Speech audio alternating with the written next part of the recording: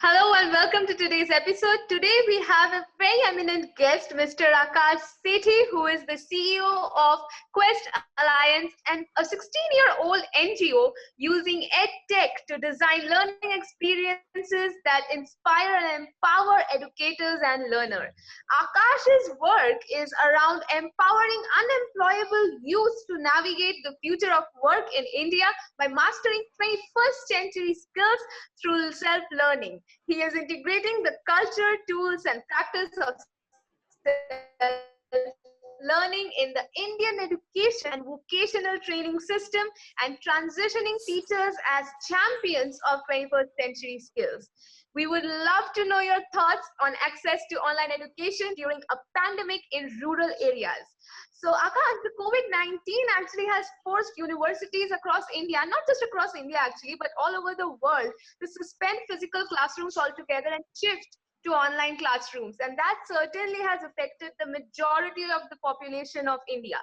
So why do you think that e-learning isn't a sustainable solution to the COVID-19 education crisis in India? Sure, thanks for that. I think if we just take a step back and really see that learning is part of our everyday lives, right? It is driven by curiosity that human beings have, and the curiosity to understand life around them and the connection with life and living things. Now, universities or the typical education system really has a very specific view to you need to learn subjects, you need to pass exams, and you need to learn in order to pass these exams.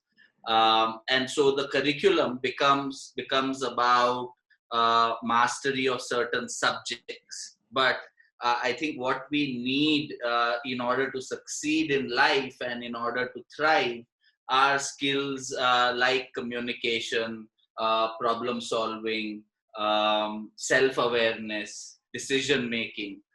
These are some skills that are extremely essential to success.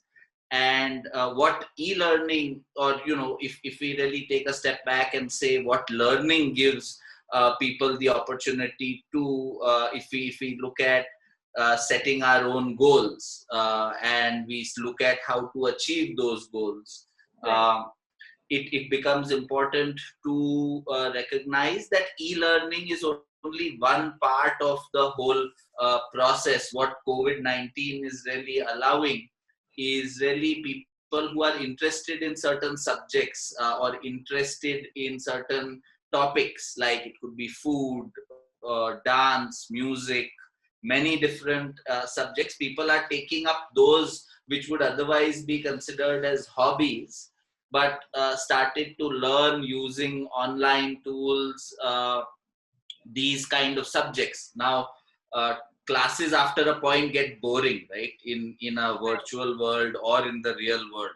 So e-learning has multiple factors that are there. One is the ability for a learner to choose what they want. So if I'm really interested in a subject or a concept, I can choose that topic and take some learning classes around that.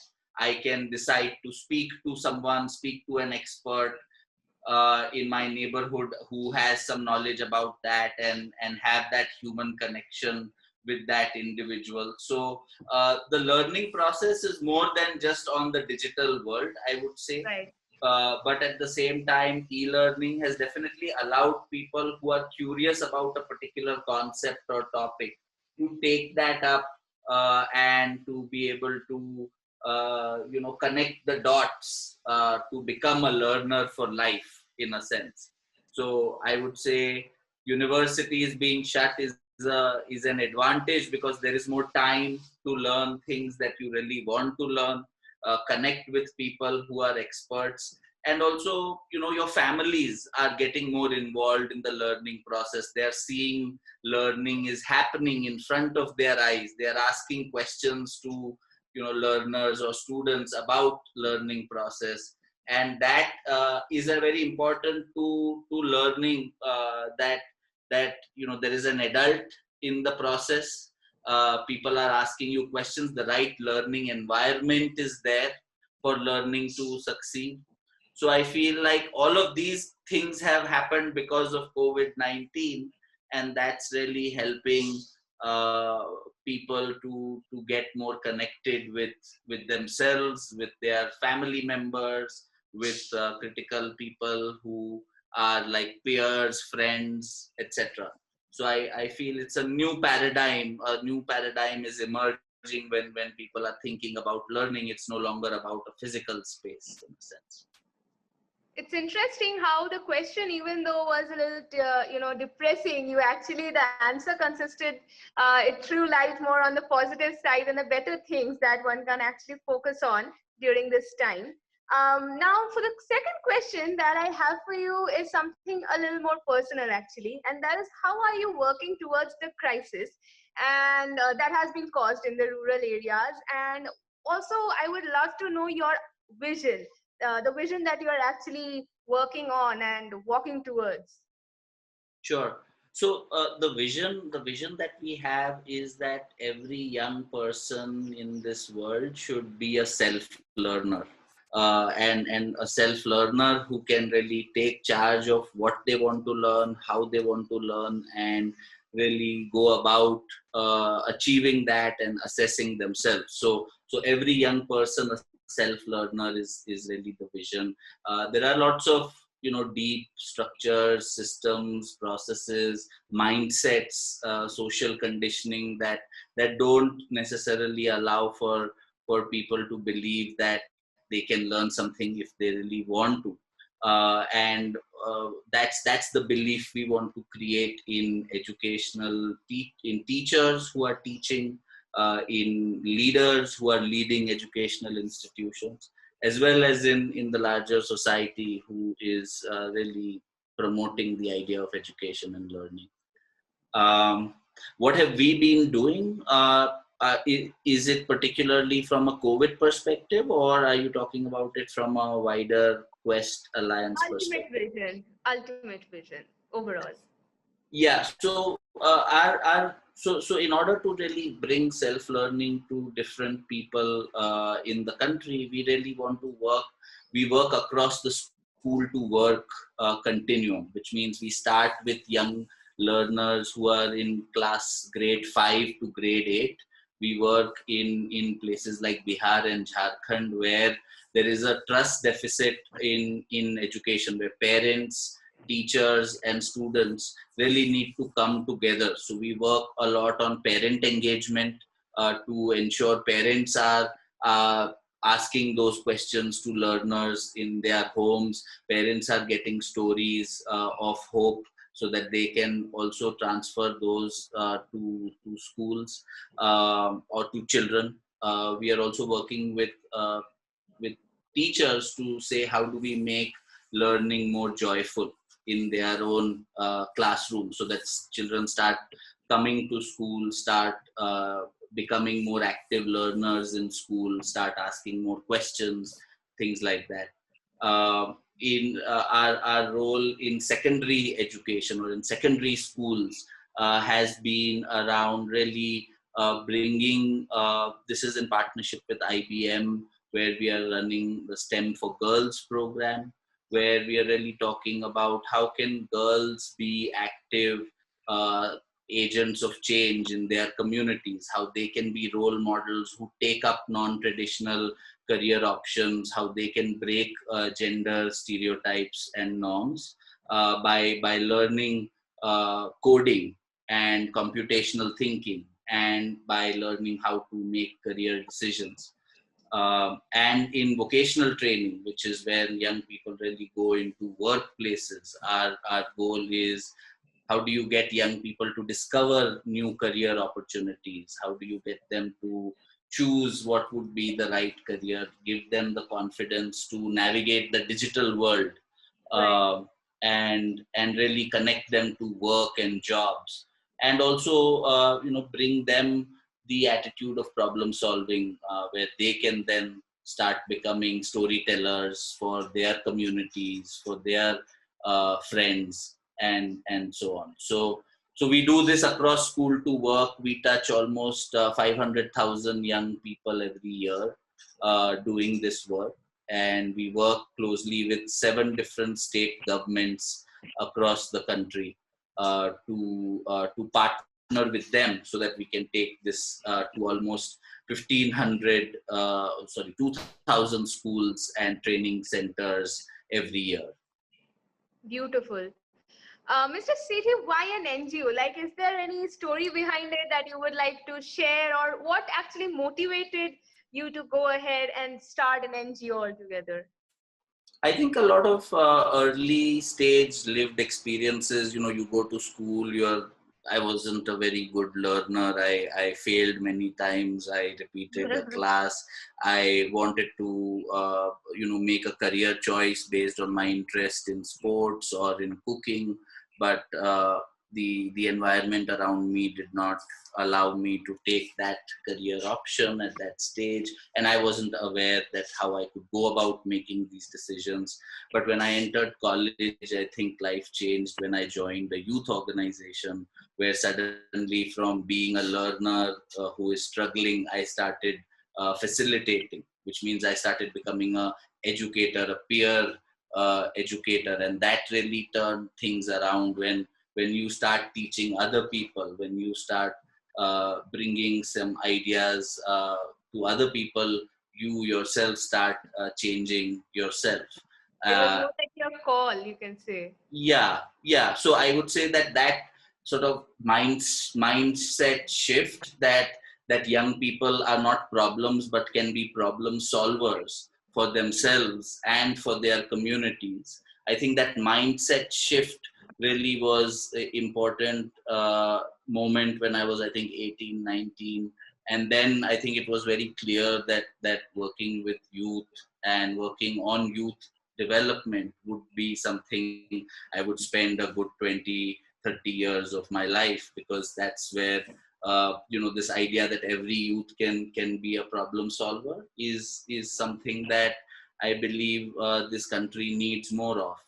That Right. we start empowering young people, start creating the spaces for young people, and that was really the shift that happened at a young age. And then, of course, finding a right partner initially in the first 3 years in the International Youth Foundation, which is a global NGO which promotes youth voice in making youth-centric voice in making decisions for policies and programs.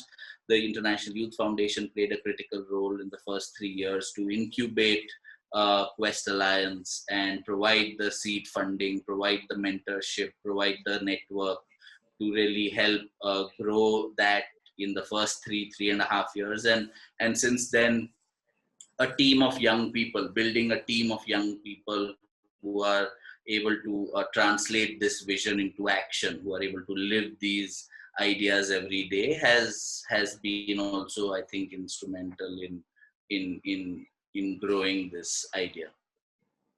Right. So Quest is fueled by research, strengthened by partnerships, and driven by innovation and technology. So how impactful have they been so far to bring a change, actually, and especially during the COVID-19 scenario in here? Yeah, so I think, like I said, our core approach is driven by, like you said, actually, that the core approach is driven by partnerships, and partnerships with governments, partnerships with NGOs, other NGOs, partnerships with companies, Right. foundations. So that's been the core. But the other two core areas have been really how to use education technology and building capacity in teachers and leaders of schools. So this combination of the approach during COVID, for example, we've almost reached out to uh, 5,000 parents in Bihar and Jharkhand, really talking about how to provide emotional safety to children during this time, how to support their children's learning process. So we've Right. engaged with parents through helplines, through interactive voice response systems where this has happened. We've worked with adolescent girls who are at home and are running online camps on how to code, how to learn coding as a skill. We ran a camp where almost 300 girls joined the coding camp.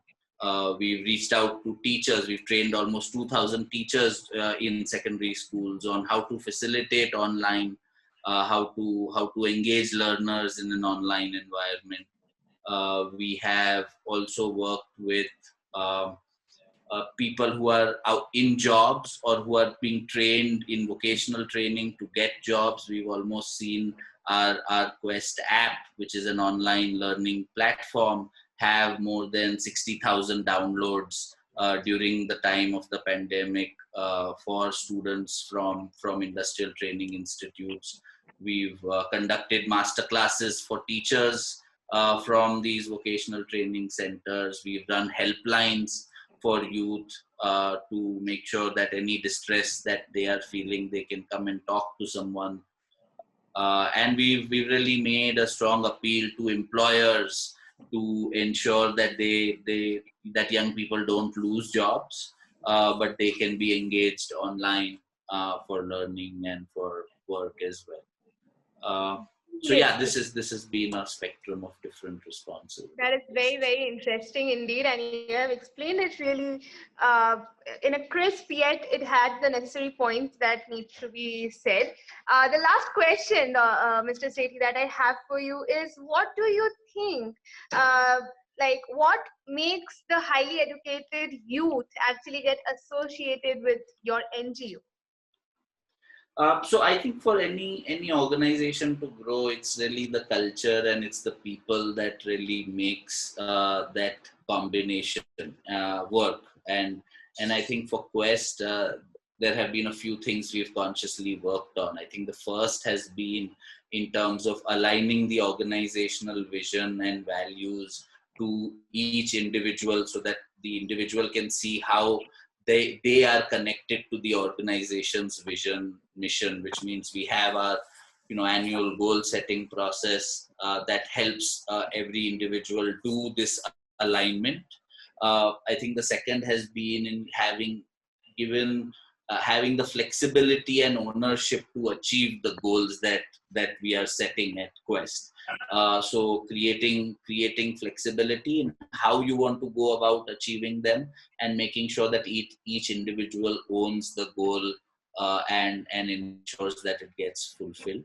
I think the third thing definitely is the work with diverse groups. We have a lot of different types of teams with different skills, which you can't get in one organization. So you might see that the kind of diversity Quest has in terms of people and the skills, and even the focus on gender, where we want to make sure that we are an inclusive place with different all genders taking a role in leadership.